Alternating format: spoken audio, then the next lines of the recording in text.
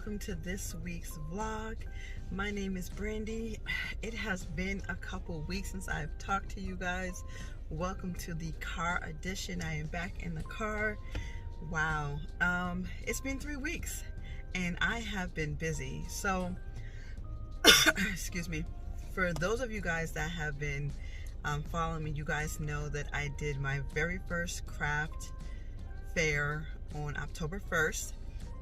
So trying to get ready for the craft fair, I just was so busy with work, you know, being in mommy mode, trying to get product out the door. I was simply just tired. And you know, I had been recording content. I just didn't get a chance to edit and get it uploaded. So it's been a few weeks. So I am here. I am sorry for neglecting you guys. And I actually have so much to talk about, right? So I think I'm gonna have to break this vlog into 2 vlogs because I'm in the office today. And is that a spider on the windshield? Oh my. I'm in the office today, so I'm on like a 30-minute lunch, so I'm gonna do this part of the vlog now, and then I think tomorrow I'll show you guys the craft fair and then how it went and everything. So let me just first start off by saying that a couple weeks ago I finally uploaded new product to my website that I have been talking about for a very long time. I uploaded some tote bags and some fall shirts. I uploaded, what else did I upload? I should have looked at the pictures because it was tote bags, it was like 13 or 12 items I uploaded to my website and to Etsy. So anyways, finally, I have been talking about them for weeks, so I finally got that uploaded, right? So let's just talk about how I prepped. This spider is so disrespectful. I don't like spiders. He just flew up my windshield and then he's like stopped like right here. Like, he's like, what are you doing in there? Anyway, so let's talk about how I prepped for my very first craft show. So let me just say this. I really had a good time. I was so like anxious and nervous. Like, oh my gosh. And then on top of that, we dealt with Hurricane Ian, however you want to pronounce it. We dealt with that. So I thought it was going to be canceled because that hit the day before, and she did not cancel it, and the day after was just completely different from Friday's storm, right? So how I prepared for my craft show, right?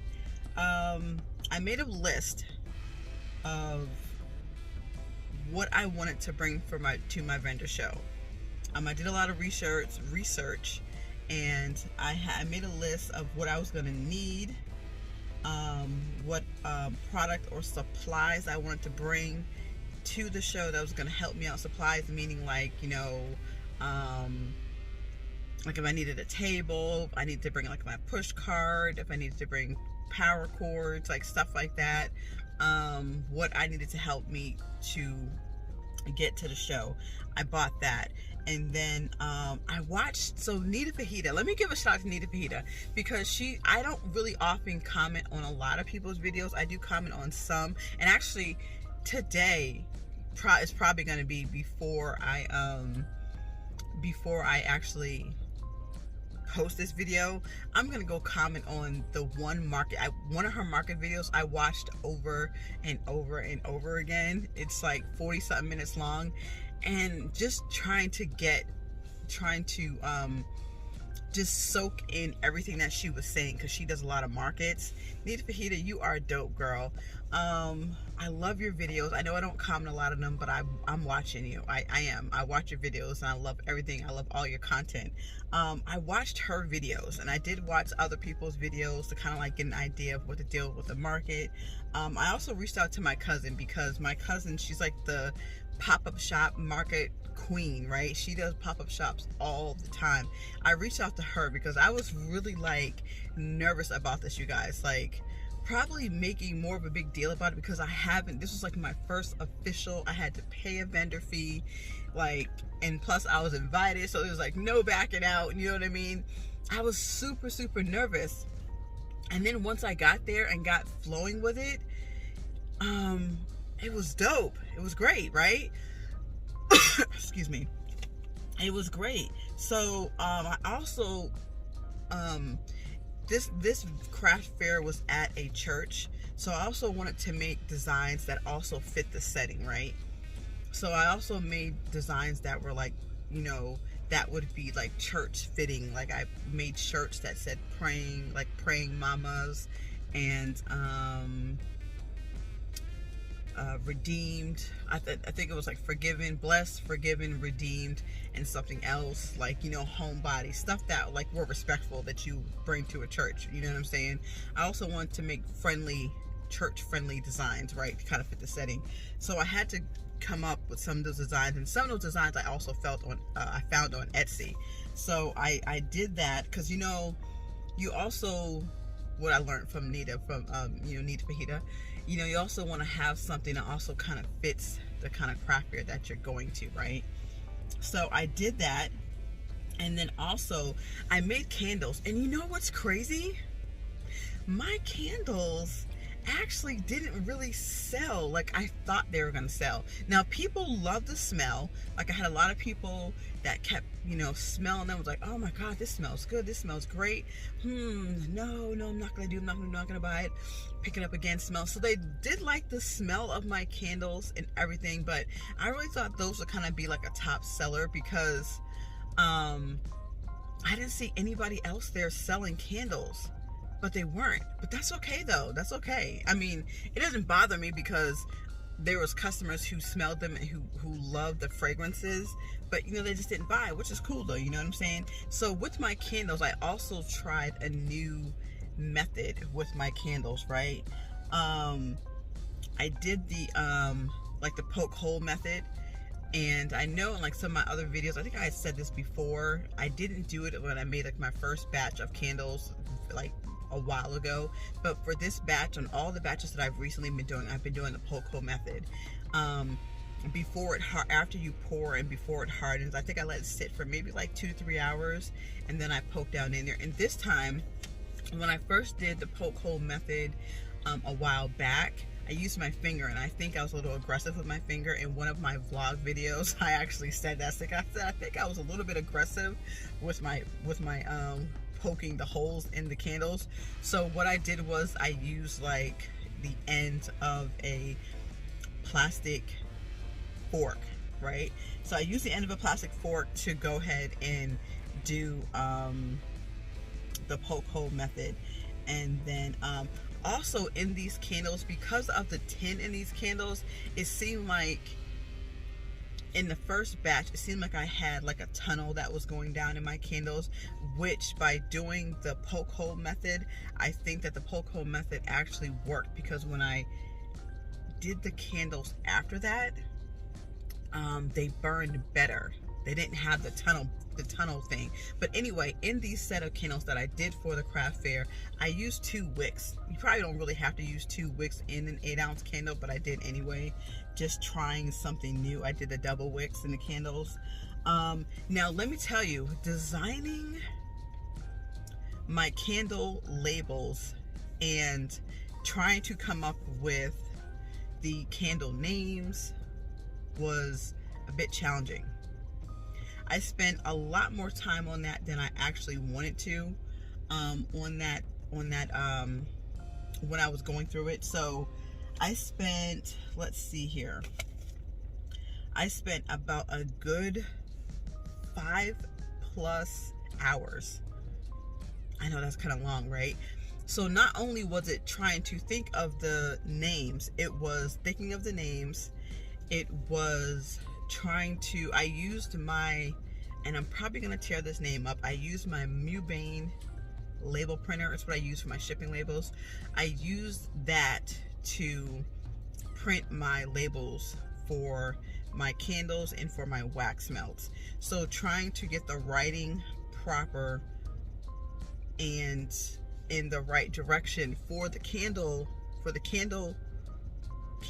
in the wax melt. Whew, child, was challenging. Do you hear me? Okay, it was challenging, but trying to think of the names alone was like enough, because I'm trying to think of what the fragrance was made up with, you know, how it smells in the room, trying to think of like the meaning of the fragrances that it's mixed with. Trying to come up with a name is harder than I thought. You know, trying to think of a candle name is worse than trying to think of a name for your newborn. You know what I'm saying? So it was like a whole day and it was on a Saturday too, a whole day of trying to figure out all that with the candle. So once I got how to do the labels, it was like boom, boom, boom, boom, boom, and I was running through it, right? So I created my candle labels in Canva. So I think I did them at like I think I did it by like a 3x2 or a 2x3 for the labels. So I created them in Canva, and then I printed them on the label printer. And let's see. Oh, and then after that, the coordinator for the craft fair, she had requested pictures. See, this is the thing, right? Which is fine. So I did send her some pictures, and I also sold keychains. That was another thing. So I did send her some pictures. The problem was a lot of my stuff is made to order because I'm still a fairly new shop. For those of you guys who don't know, I started my business on May 15th of 2021, and then I officially launched my online store on July, right, of 2021. So I went and got my LLCs. Then that gave me a couple months to launch my business, get everything uploaded to my website, and create stuff. So I'm still a fairly new business, even though it's a little over a year. I'm still fairly new. So a lot of my stuff is made to order, okay? Meaning that when I get an order, come in, I make it. Some of the stuff like the keychains, the key fobs, the jewelry, my tumblers, my coffee mugs, some of my wine glasses, those are made. And then I have very few shirts that are made, and then embroidery shirts, which is very few that are made, right? Everything else is made to order. Because I live in an apartment, I don't have the space to hold a lot of made product. So she wanted pictures. So I was like, oh my God, right? So then I'm kind of freaking out about that. So I was telling her, explaining to her, like, a lot of my stuff is made to order. So I'm in the process of making stuff now. One valuable thing that I did learn with this right here is that now that I've had my first taste of a craft fair, I'm now going to start to make stuff from my website to have on hand and to take the craft fairs, so I can start I'm just going to figure out where I'm going to put it. You know, maybe get some tote bins. Actually, I do have tote bins already in my storage, but it's going to be a pain to actually pull those out and pull all that stuff out to get those out. So figure out where I can store that stuff, so I can have stuff on hand. I'm going to have to figure it out, because trying to make all this stuff over the last few weeks, my anxiety, my stress level, I was tired. The time it took away from the time I spent with my daughter, it was a lot. And I was extremely tired, and then trying to explain to her, my daughter's 3, it was a lot for her too, you know what I mean? And I was on her time. So it was a lot. So I was able to give her some pictures and stuff like that. But having stuff that's made to order, it's very challenging, and it takes a lot of time away. Don't worry about it. I learned a whole lot from doing this craft show, right? Let's see. And then also, I think I stressed myself out too with trying to figure out how much of each product to bring to the craft fair. And I didn't want to bring like too little, too much, and then, you know, because I'm carrying all that stuff by myself, right? So it was a whole lot, a whole lot. And I know I'm gonna have to split this vlog into 2, because I don't want to have a super long vlog, and I still have so much to tell you guys. So also for my craft fair, I accepted Venmo, Square, and Cash. And then for whatever reason, my QR code, I don't know if you guys use PayPal, but my QR code for PayPal was acting up. The QR code would not work. And then when I Googled, like, you know, help or technical help for the QR code for PayPal, a lot of people were saying they were having issues and they couldn't get it to work. So I didn't even use PayPal. So I have a Square cardless reader, so people can use their credit card or debit card or whatnot as long as they have a chip. So I used that, and I took cash. I used Venmo, and that worked out perfect for me. The only thing is I needed to make sure I had some change, and honestly, the people who paid with cash, they really had the exact change. And then the people who didn't, which was only 2 people, and I didn't have the change, they actually went and bought some stuff from some other people and told me to put their stuff to the side, and they came back and got their stuff. So I would really say, like, when I do my next craft fair, because there's another one coming up, I have been invited to another craft show. This guy is hosting. He's looking for more vendors. He invited me to another craft show on October 29th, you guys. Oh my God, can you believe it? Oh, that's why I said I have so much to tell you guys, which I'll have to make a second video. But at least, like, I would say at least $10 or $15 and maybe ones, and that's really all you need, just to kind of balance out, maybe giving someone $2 or $3 and change. So that's what I learned as far as the cash side on that part. But also I just got a huge order, a custom order for homecoming. It's 8, well, I believe it's like 3, I believe it's so I have to look at the order, but I believe it's like 4 or 3 t-shirts, or like 4 t-shirts and like 4 long sleeve shirts or something like that. But I just got that order yesterday, and then I also have an upcoming order for a custom birthday shirt.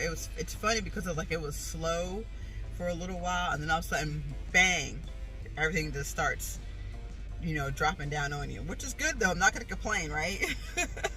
So I have those things that are coming up, and then my next part 2 of my very first craft you know, vlog, I'm gonna do what I learned, like, from my craft show. I'm gonna do a part 2 of what I learned from it, as far as like the product side of it and all that kind of stuff, and kind of show you, because I did do some recording. I forgot my tripod, so I didn't get a chance to show you how I was setting up and everything. So what I'm gonna do is I'll bring you guys along for that. I'll show you the beginning when I was on my way to the craft fair, and then I'll you know, show you while I was there, and then kind of talk about what I learned and what I plan to do next. Talk about my upcoming craft show that I have coming on October 29th, and I'm super excited about, and some more stuff that I had to order. So I'm gonna go ahead and end this vlog here now. I missed you guys. I appreciate you guys for rocking with me each and every single week. Let's see, I do have my, let me see, I got my timer on here to make sure I'm not late for lunch. I do have my my business affirmations. Let's see here. I keep my affirmations in the car.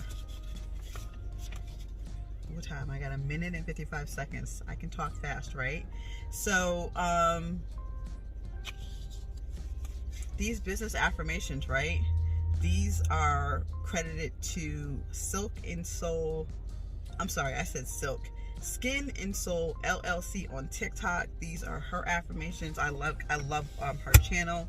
So make sure you believe in your brand, right? Repeat after me, guys. I believe in my brand. I am attracting customers and clients at a rapid rate.